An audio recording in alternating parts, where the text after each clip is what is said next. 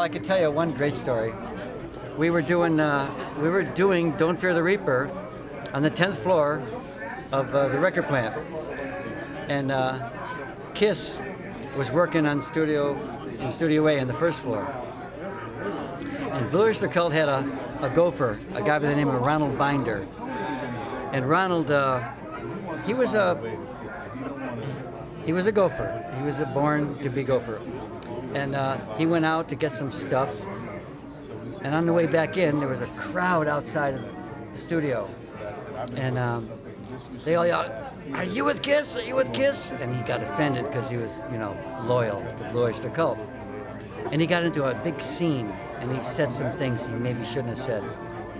Anyway, he comes running upstairs, and he runs in, and he says, "They're after me, they're after me." He says, "What?" He says, "The fans of Kiss, they're after me because I said something, and now they're after me."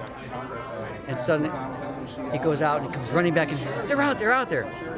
And I go out into the vestibule of the 10th floor studio. There's two guys sitting there. And Ronald had told me who they were.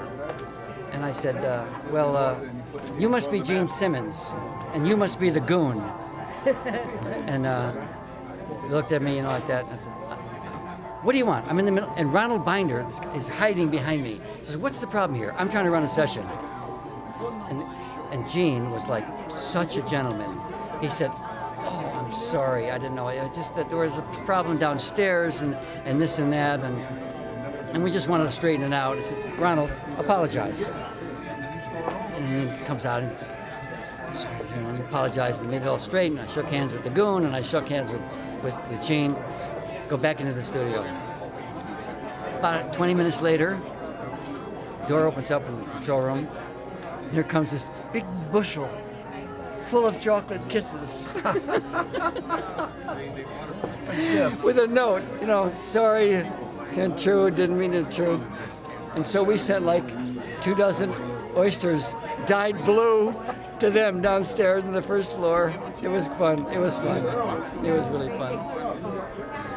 That's the story. Those are the days. Yeah, those are the days.